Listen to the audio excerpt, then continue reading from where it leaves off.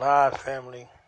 We are live. We are live. We are live. We are waiting for Her Majesty Queen Ty Davis to come through and share her story with us. So make sure you tell a friend and tell a friend that we are on live, IG live with Her Majesty. We see she is in the building right now. So let's get this thing started.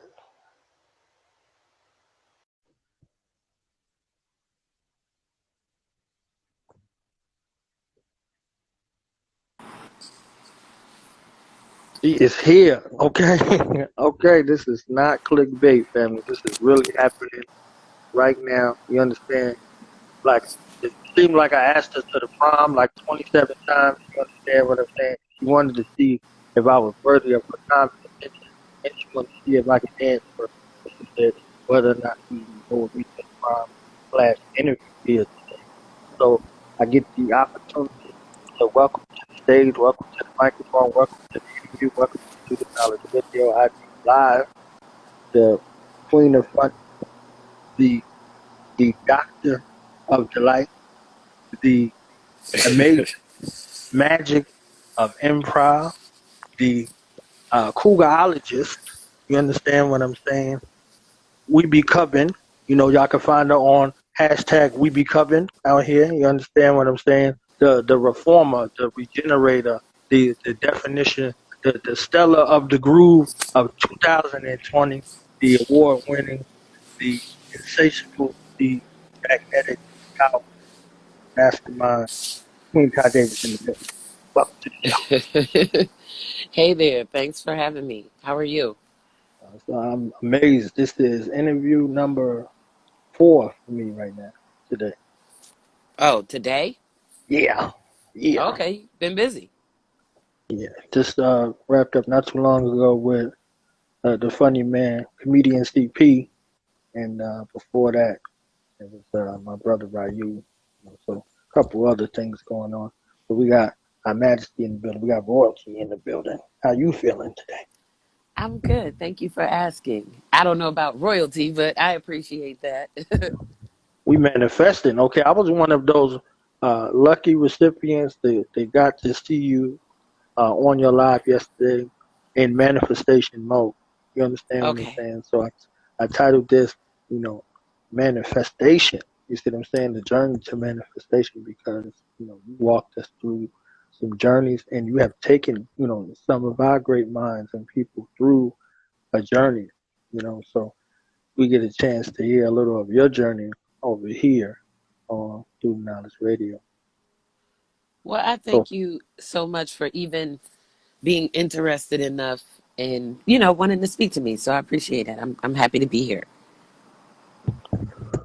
well, I heard you being like, for me, if I was to describe you on the basketball court, I'd say that you was like the Magic Johnson out here, because they said Magic Johnson could play all 5 positions. Not the HIV Magic, but I the was going to say, Magic, whoa.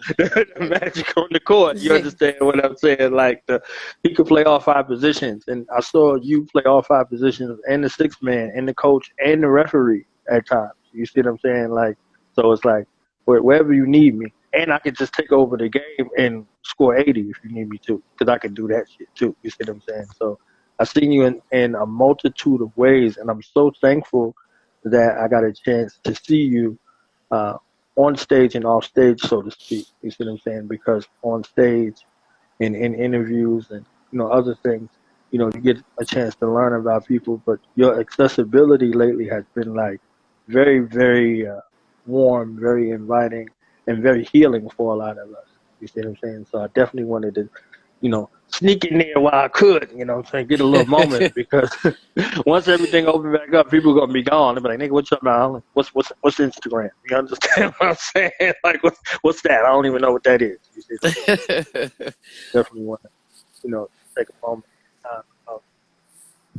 For you, from the stories that I heard, you came into comedy on a dare. Is that true? Like, or a pat, or one way or another? Yeah, kind of like not so much as a dare, but as yeah, I guess you could say like a pact, like a bucket list pact between a friend and I. Mm. We used to work together, and we would just, be silly and cut up at work. And one day, a couple of other coworkers said, "You guys are really funny. You should take that act on the road." And we were like, "Yeah, okay, one day we'll do it." And her name's Chris Styles. She's a comedian here in Baltimore, and she actually went and did it. And I reached out to her when I saw the footage, and I was like, "Oh wow, you did your thing." And she's like, "Yep, now it's your turn." And I was just like, "Wait, what?" And so she ended up putting me in touch with a comedian and promoter here in Baltimore, um, named Howard G. And he and I spoke, and I did the show, and I fell in love with stand up from that first experience of actually doing it, and I've been doing it ever since. That's amazing. Um, has there ever been a time for you that you bombed on stage? And if you did, like, how did you recover? Like, what was that psychological process? Um, I have bombed on stage 8,675,000 times, Mm. and um, when you start stand up, there's no blueprint, there's no school you go through, there's no like certification, so it's all trial and error, it's learning on the job. So when I was bombing, in the beginning, I wasn't even aware that that's what was happening. I was just kind of like, oh, I'm just up here just talking. um but there was one particular instance when I bombed at an open mic. This was when I was on the journey of, trying to learn the mechanics, all of the technical things involved with being a stand up comedian. And I will never forget this because this was the bomb that actually hurt my feelings for the first time. And it was at an open mic at the spot here in Baltimore, called St. Mary's, is a restaurant, bar, and lounge, Caribbean restaurant. And I was up there, and nothing I was saying was getting any type of reaction. There weren't any chuckles, there weren't any smiles. It was just dead silence, crickets. You could hear a pin drop in the place, and I was just like, they're not feeling anything that I'm saying tonight. Like, what's going on? And that was the first time that I bombed, that that it hurt, and I was like, wow, I don't like this feeling. I need to get it together. I need to tighten up. I need to figure out what happened. So after that experience, I like it bothered me for a while. I was just like, what is it, that they didn't like about it, and what was I talking about? And then it was like, well, I wasn't really talking about anything, and the things that I did talk about, they weren't very interesting. They weren't very funny. So that's when I got on the journey of being able to talk about things that were interesting to me in a way that I could deliver it to someone else to be interested in what I was talking about. So I just started to write more, um, just talk about, my own personal experiences, observations, and what I feel about them. And when I Mhm. started to do that, that's when my stand up started to get better. That's when my presence on stage started to get better. And I mean, I bombed after that as well, but it was, now I was bombing with purpose, if that makes sense. So before it was just Right. like, I'm just saying stuff. And after that, every time that I bombed after that, it was like, okay, what did I do? What was the subject matter? How did I deliver it? What was the venue like? Like, I analyzed all aspects of each of my bombing experiences. Um, and the thing about stand up is people always assume, you know, great comedians don't bomb. No, all comedians bomb. If you're a comedian and you say that you've never bombed, I find that highly interesting Mm. and unusual. Even the greats have bombed. So now I'm intentional. Um, I'm fully aware, and I'm prepared. So a part of bombing is being unprepared. So I make sure that I'm prepared for all of my shows. Even when I do open mics, like if you bomb at an open mic, it's kind of like okay because that's where you're expected to bomb Hmm. versus on a show or a showcase. Um, but bombing at an open mic, it's the gym for the comedian. That's where we go to work out. That's where we go to see what material works, what we need to do to fix the material, how we punch up existing material we've been doing. So I haven't bombed in a while, but I know that it can happen again. So I'm not oblivious to, oh, I'm at the phase of my career where I'll never bomb again. No, I could bomb tomorrow.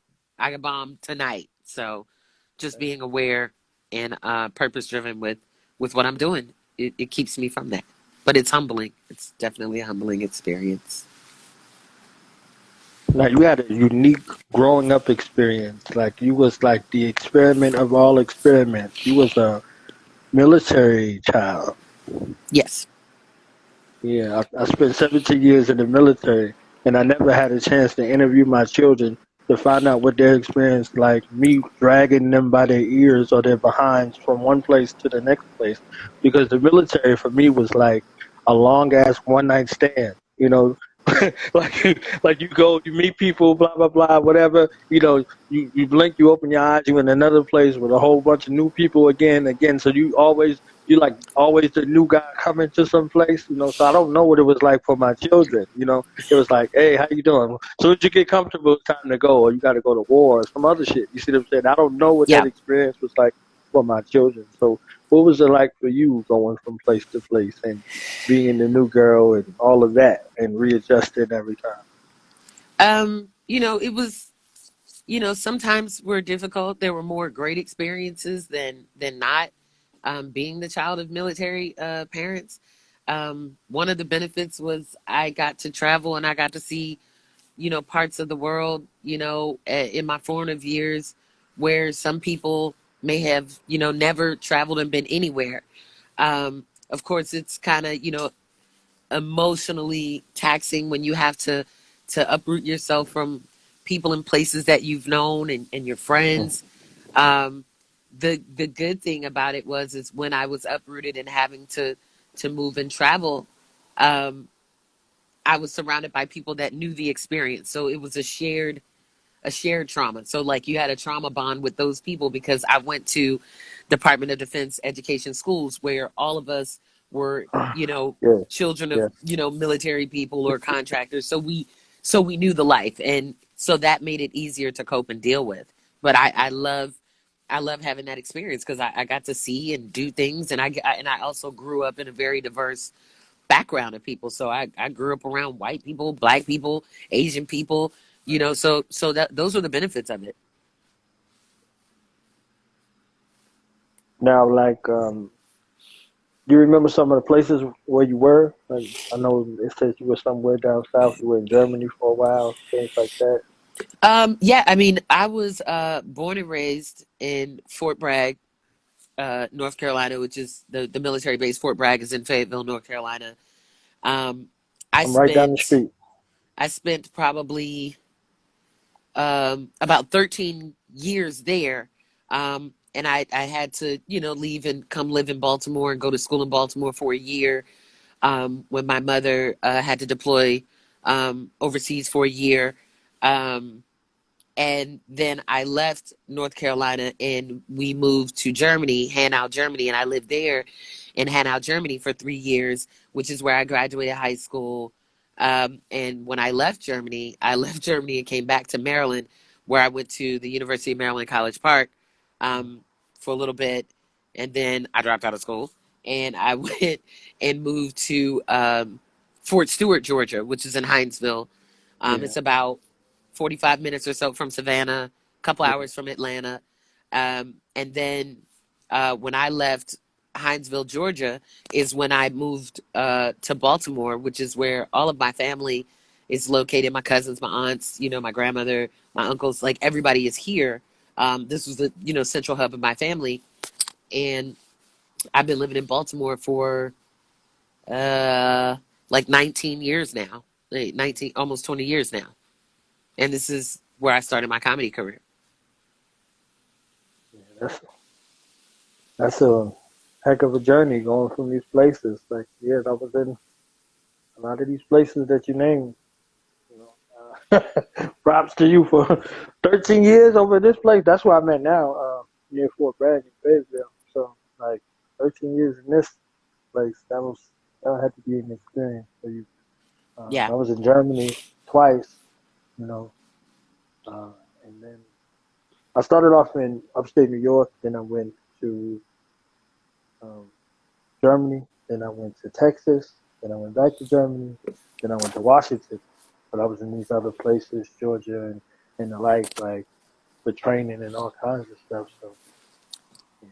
Shout out to you for that experience. You gave me some insight that my children will never tell me. They'll just be like, "Oh, it's okay. Oh, it don't matter," or whatever. You see what Yeah. I'm saying?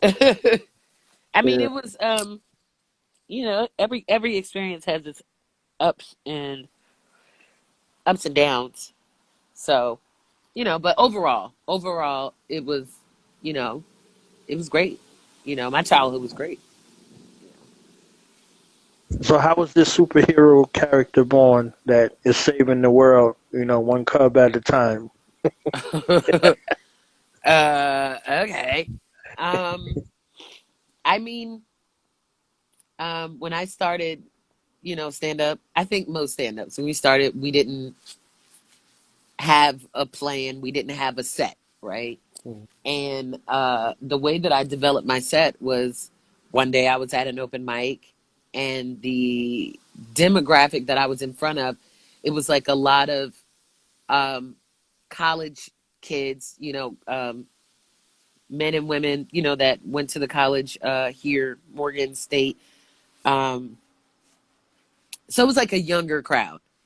mm, And I was like, what? I need to adjust to this crowd. I need to be in this crowd, right? Um, so I remember that I had some stuff that I was working on. Mind you, this is after the first bomb that hurt my feelings. And I was like, you know what? I've been trying this material. It's open mic.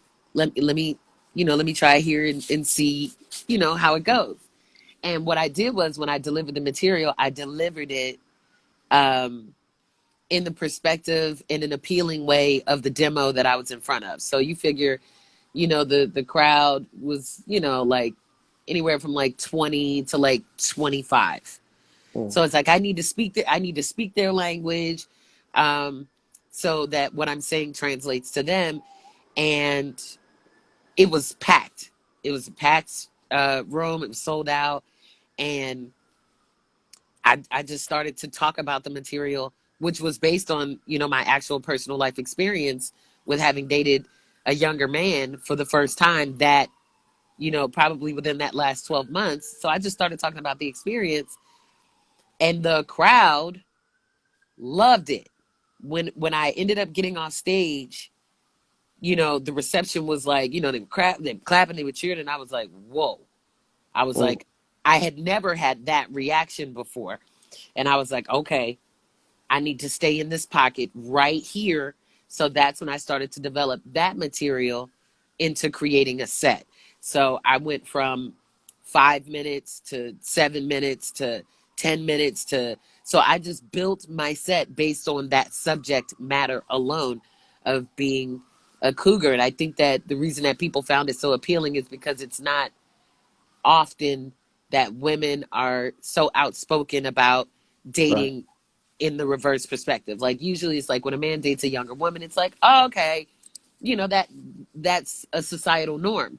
But to hear a woman talk about it and be so free about it, and then give her breakdown as to why she does it, it's funny, and it's like, wow, it's entertaining. So I built my set from there. I have, material about other things, right, in other areas of my life, and the material doesn't change no matter what crowd I'm in front of. So if I'm in front of college kids, if I'm in front of, older people, if I'm in front of politicians or doing a corporate show, the material stays the same, but the method to which it's delivered is where the adjustment is. So whereas I might use a lot of the younger slang that they understand, right. then, I'll speak in that voice, but the material stays the same no matter what audience I'm in front of.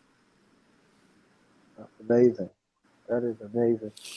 Um, I like your ability to be adaptable like that, because I saw it with a few different, times of looking at you using that material. Like, it kind of reminds me of, Robin Harris or Bernie Mac when they were talking about the children. Like, well, Bernie Mac, what I mean, Robin Harris did Bebe's kids. He's like, the Hmm. damn kids, and the crowd just start busting out. Like, so if you're new to the party, you're like, what is he about to say about the children? Like, so you could hear the Bebe's kids. You understand what I'm saying? So this is like Right. uh, something that you present in the most relatable fashion with so many facets of adaptability that you could go on one thing that you said for like the next few minutes. You see what I'm saying? And just boom, boom, boom. I was like, damn, like, boom, boom. Like, you see, and then you added the Patti LaBelle element to it. To me, I was like, oh shit. You understand what I'm saying? I was like, oh shit, like super bomb, like the mushroom cloud, boom, like yeah, this Right. is it. Like, you see what I'm saying? That was amazing to take it from your own experience to relatable experience, and then to this moment in history. You understand what I'm saying? Right. Really, really gave it a life on. Like, I could see that being a show. I could see that being a series. I could see that being like a Zane series of books. You understand what I'm saying? Hmm. Like so many facets to go from one life experience. So I definitely thank you for that. Um, so as far as radio, like, you got the voice of the Lord. Okay, how did you get involved in radio? Um, my path to radio came from my pursuit of my comedy career.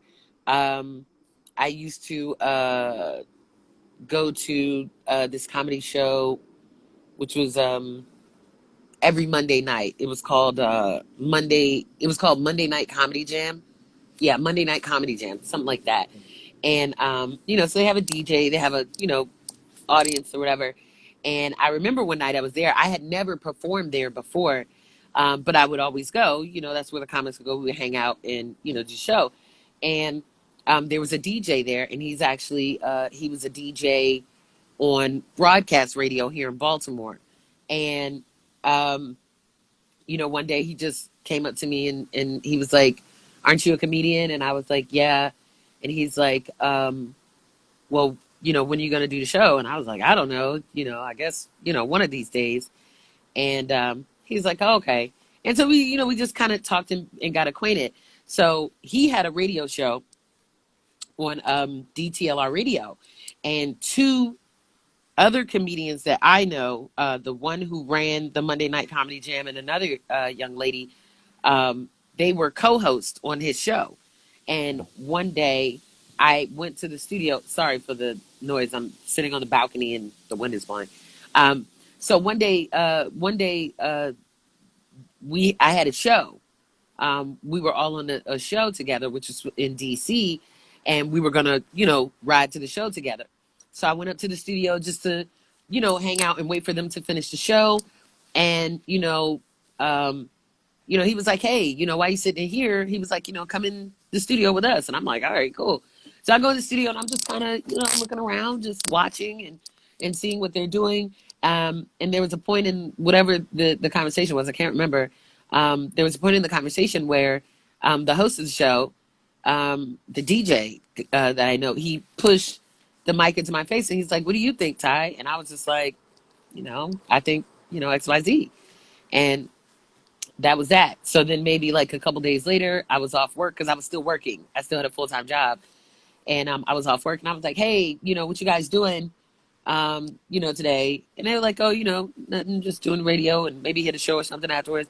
And I was like, oh, "Okay, well, can I come hang out?" And they were like, "Yeah, sure." So I went and hung out with them again, and after that, like a couple days went by or so. And the host of the show reached out to me. And he's like, "Hey, you haven't been by this, the station in a while. What's going on?" And I was like, "Well, I don't work there." And he was like, "Well, you should come. You should come. You should come every day." And I was like, "All right, cool. I'll come every day." So when I would do my job, I would get off work and then I would go to the radio station, hang out with them, and I would just learn and just see what they were doing and, just, learn the board, just learning all about radio because I had never worked in radio before. And then eventually one day I was I was just coming in every day. The show was 5 days a week from 5 p.m. to 9 p.m. I would come every day. If I had something else to do, if I had like a show or something, I would leave early and I did that for probably for over a year. And over a year, just learning and absorbing and being on air. And then, I went to the bosses and was like, hey, can I get paid for this? And, you know what I mean? So, like, a lot of people don't even realize, like, my first year and some change doing radio, I wasn't getting paid. I was just there learning and, just experiencing it. And after a while, like, I was like, hey, I'm making a contribution here. And, the show is dope. And, can I get some money? And they were like, yes. And so I started, I was like, oh shit, okay.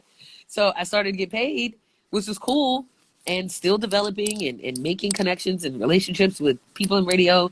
And then the opportunity presented itself. There was an opening, there was a time slot opening, and I threw my hat in the ring and I was like, hey, I'm interested, and here's why I'm interested, and here's why I think I'd be a great fit for it. So I threw my hat in the ring and I told them why I'd be good for it. And I guess a week or so went by, and they called me into the office, and I'll never forget this because I was also a writer for their blog, for the DTLR blog at the time, and I had just written a story about Meek Mill. Meek Mills. Is it Meek Mills with an S? I don't know. I just did the story about Meek Mill, the rapper, and I didn't think it was like offensive or anything. I didn't go at him. But what they did was they called me into the office. They called me into the office. Hey, Clayton. They called me into the office and they were like, hey, that article that you wrote, Meek isn't happy about it. And I was just like, what? I was like, I didn't even say anything. I just reported the who, what, when, why, where, what happened. And I was just kind of like, oh my God. Like I was thinking I was about to lose my job. And it turns out they were recording the whole thing. And it was a trick for them to say, we're just kidding. We decided to give you your own show. And that's how I got my own show. And I ran my own radio show, produced my own show, all the content breaks, all of that, right up until the moment that, we shut down because of the coronavirus. So that's how that happened. So my comedy led me into radio. And I love it. That's a whole book right there. That shit right there, like that's a whole book. That's a whole movie. Like there's so many segments and facets that you can share, and this is why I appreciate, what I do because I would never hear these stories because I can't keep up with everything that you got going on. You see what I'm saying? So it's like it's good to take a moment and say, boom, like damn, this happened, like boom, boom, boom, and classic moments in time, like Frozen. Like you'll never forget those moments. You're like, yeah, I'll never forget this or that, this, that. You know, these are all beautiful aspects in this. So I love that. I get a chance to share in that or hear that, somewhere. And this is what interviews, should be. It's a lot of clickbait and a lot of stuff for baiting people into, and it gets real fake. You see what I'm saying? So it gets Mm-hmm. real fake and it gets real um, intentional on the side where someone is using this as something against you or something to boost their numbers for nothing, which so I'm glad to catch you in the authentic space where I, got a chance to build with you a little bit Come about on. you. Shout out to the cat too. You understand what I'm saying? Yeah, Always yeah, in the that's my cat. He in the thing, wants right? to come out and enjoy the air. So yeah. So I got two questions, and then we can wrap it up because I know you got stuff going on. Um, Keys to longevity slash takeaways from your career slash experience that you would share, that you could share for somebody coming up. You And said what would be? Say it again. Like it's cutting out. I said, well, keys to longevity, like sustainability, in this business from the facets that you came in. What would you share with somebody, on the come up, looking to come in, how to be successful, how to be consistent, how to have longevity. Um, the key to longevity. What I would say is you know don't be afraid to grow and educate yourself. Um, the way that you sustain, a record of longevity. Oh my God, I just let you out. Go. The way that you sustain longevity is by knowing that you're constantly evolving, right? And that the only thing that is constant is change. So you have to be able to adapt to your environment, to new spaces. You have to be open minded, but you also have to be grounded and have a sense of self. So never be afraid of of continuous development.